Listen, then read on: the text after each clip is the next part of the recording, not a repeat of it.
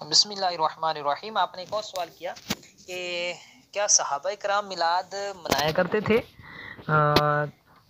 تو جی ہاں، صحابہ کرام علیہم الرضوان آپ بالکل میلاد منایا کرتے تھے۔ اس حوالے سے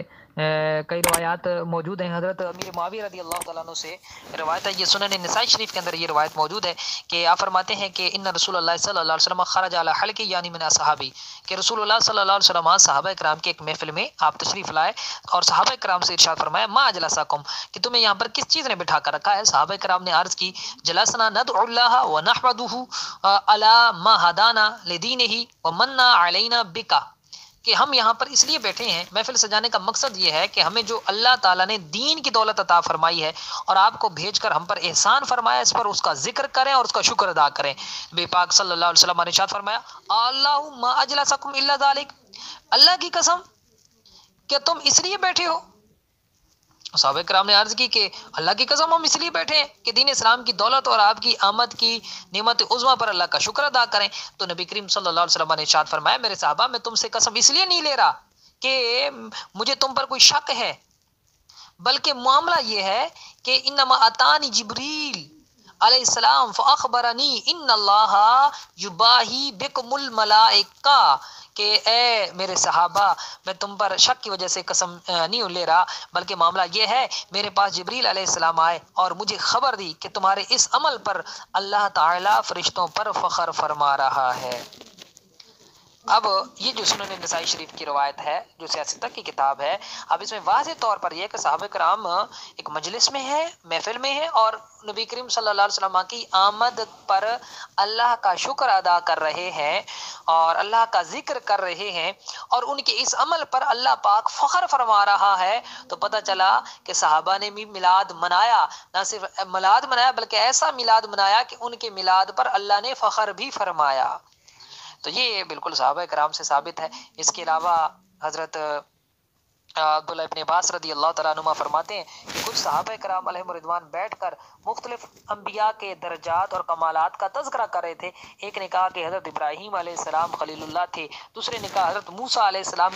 انہوں نے تذکرہ کیا اور کہا کہ وہ اللہ کے کلیم تھے، تیسرے نے حضرت عیسیٰ کے بارے میں کہا کہ وہ کلمۃ اللہ اور روح اللہ تھے، ایک نے حضرت آدم علیہ السلام کو صفی اللہ کہا۔ اتنے میں سرور کائنات صلی اللہ علیہ وسلم تشریف لائے اور فرمایا کہ جو کچھ تم نے کہا میں نے سن لیا اور یہ تمام حق ہے، سچ ہے، اور میرے بارے میں سن لو الا وانا حبیب اللہ ولا فخرا، فرمایا کہ سن لو میں اللہ کا حبیب ہوں اور مجھے اس پر فخر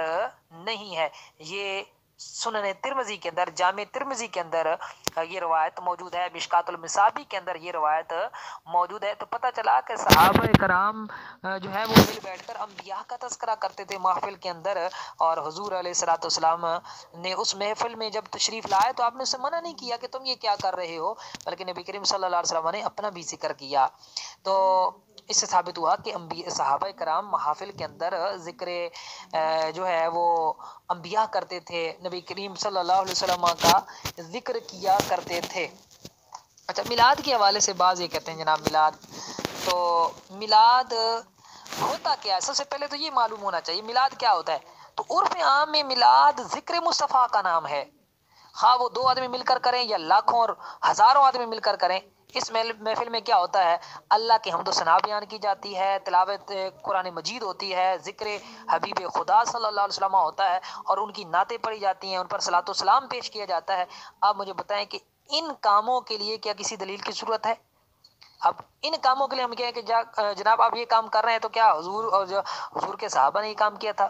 تو اگرچہ وہ ثابت ہے، حضور صلی اللہ علیہ وسلم کے صحابہ سے ثابت ہے، لیکن یہ کام ایسے ہیں کہ ان کے لیے کسی جو امتی کو دلیل مانگتے ہوئے بھی شرم کرنی چاہیے کہ وہ نبی کا کلمہ پڑھتا ہے اور وہ یہ کہے کہ ذکر مصطفیٰ کے لیے ہمیں دلیل دو جی، ہم اس وقت کریں گے کہ جب ہمارے پاس دلیل ہوگی۔ تو دیکھیں الحمدللہ ہمارے پاس بے شمار دلائل موجود ہیں، بکثرت آیات اور احادیث اور سلف صالحین کے عمل سے میلاد منانا ثابت ہے، اور اگرچہ جواب کے لیے یہ دلیل بھی کافی ہے کہ اس کی ممانعت شریعت سے ثابت نہیں، اور جس کام سے اللہ اور اللہ کے رسول نے منع نہیں فرمایا ہو وہ کسی کے منع کرنے سے منع نہیں ہو سکتا۔ قرآن پاک کے اندر اللہ پاک نے پارہ 11 سورہ یونس کی آیت نمبر 58 میں ارشاد فرمایا قل بفضل اللہ وبرحمتہ فبذلک فلیفرحوا، تم فرماؤ اللہ ہی کے فضل اور اس کی رحمت اور اسی پر چاہیے کہ خوشی کریں، اس آیت سے معلوم ہوا کہ فضل و رحمت پر خوشی کرنی چاہیے، لہٰذا مسلمان حضور انور شافع محشر صلی اللہ علیہ وسلم کو فضل و رحمت جان کر آپ صلی اللہ علیہ وسلم کا ذکر کر کے خوشی مناتے ہیں، اور یہ اس حکم پر عمل ہے۔ اگر کوئی اعتراض کرتا ہے تو ہم اس سے یہ کہتے ہیں کہ پھر بتاؤ کہ کیا نبی کریم صلی اللہ علیہ وسلم اللہ کا فضل اور اللہ کی رحمت نہیں ہے؟ اگر نہیں ہے تو پھر ثابت کرو، اور یقیناً ثابت نہیں کر سکتے، اور یہ بات بالکل ثابت ہے کہ آپ صلی اللہ علیہ وسلم اللہ کا فضل بھی ہیں، اللہ کا رحمت بھی ہیں، اور خود اللہ فرماتا ہے کہ فضل و رحمت ملے تو خوشیاں مناؤ۔ تو اس لیے ہمیں تو بارہویں کو اللہ کا یہ فضل اور اللہ کی رحمت ملے، ہمارے لیے سب سے بڑے فضل ہیں، سب سے بڑی رحمت ہیں، ہم تو خوشیاں مناتے ہیں، ایمان والے خوشیاں مناتے ہیں۔ اسی طرح اللہ پاک نے قرآن پاک پارہ 30 سورۃ الضحیٰ کے آیت نمبر 11 میں ارشاد فرمایا وَأَمَّا بِنِعْمَتِ رَبِّكَ فَحَدِّثْ، اور اپنے رب کی نعمت کا خوب چرچا کرو۔ تو کیا نبی کریم صلی اللہ علیہ وسلم اللہ کی نعمت نہیں ہے؟ بلکہ آپ تو اللہ پاک کی عظیم ترین نعمت ہیں۔ امام بخاری رحمۃ اللہ تعالیٰ علیہ نے صحیح بخاری جلد دوم کے اندر آپ کے بارے میں لکھا ہے کہ آپ اللہ کی نعمت ہیں۔ تو جب آپ اللہ تعالیٰ کی عظیم ترین نعمت ہے اور اللہ کا حکم ہے کہ نعمت الہی کا چرچا کرو، تو لہذا اگر کوئی مسلمان نبی کریم صلی اللہ علیہ وسلم کو نعمت الہی سمجھتے ہوئے محفل میلاد کی صورت میں چرچا کرتا ہے تو وہ اس اللہ کے فرمان پر عمل کر رہا ہے، کوئی وہ نئی کام یا وہ کوئی بدعت یا کوئی غلط کام نہیں کر رہا۔ اور اس پر بے شمار دیگر دلائل بھی موجود ہیں، شروع میں نے عرض کر دیا تھا، جو سنن نسائی کے حوالے سے صحابہ کرام کا ایک عمل، اور اس کے علاوہ اور بھی بے شمار دلائل ملتے ہیں، جیسے کہ امام جلال الدین سیوطی شافعی رحمۃ اللہ تعالیٰ علیہ، یہ وہ بزرگ ہیں کہ جن کو 75 مرتبہ جاگتے ہوئے آقا دو عالم صلی اللہ علیہ وسلم کا دیدار ہوا۔ انہوں نے اپنی کتاب ردیۃ التنویر کے اندر ایک روایت نقل کی ہے کہ حضرت سیدنا عبداللہ ابن عباس رضی اللہ تعالیٰ عنہ انہوں نے ایک دفعہ صحابہ کرام کو اپنے گھر میں جمع کیا، اور کس لیے جمع کیا؟ تاکہ ان کو ولادت کے واقعات سنائیں، ان کے سامنے ولادت کے واقعات پڑھ کر سنائیں۔ اس لیے انہوں نے صحابہ کرام کو اپنے گھر کے اندر جمع کیا۔ تو جب صحابہ کرام آئے، حاضر ہوئے، تو یہ حضور علیہ الصلوۃ والسلام کی ولادت کے واقعات سناتے تھے، اور صحابہ کرام سن کر خوشی کا اظہار کرتے تھے، وہ خوش ہوتے تھے اور یہ واقعات سناتے تھے۔ اتنے میں حضرت عبداللہ بن عباس فرماتے ہیں کہ نبی کریم صلی اللہ علیہ وسلم کا وہ آپ تشریف لے آئے، اور آپ صلی اللہ علیہ وسلم نے فرمایا کہ جو کام تم کر رہے ہو اس کام کی وجہ سے حلت لکم شفاعتی، تمہارے لیے میری شفاعت واجب ہو گئی ہے۔ یعنی صحابہ کرام کیا کر رہے تھے؟ ذکر مصطفیٰ ہو رہا تھا، ولادت کے واقعات سن رہے تھے، اور جب کوئی واقعہ سنتے اس پر خوشی کا اظہار کرتے تھے، اللہ کی حمد کرتے تھے۔ ان کے اس عمل پر نبی کریم صلی اللہ علیہ وآلہ وسلم نے فرمایا کہ تمہارے لیے میری شفاعت واجب ہو گئی ہے۔ تو میلاد تو وہ عمل ہے کہ جس کی وجہ سے حضور کی شفاعت واجب ہو جاتی ہے، میلاد تو وہ عمل ہے کہ جس پر اللہ فخر فرماتا ہے،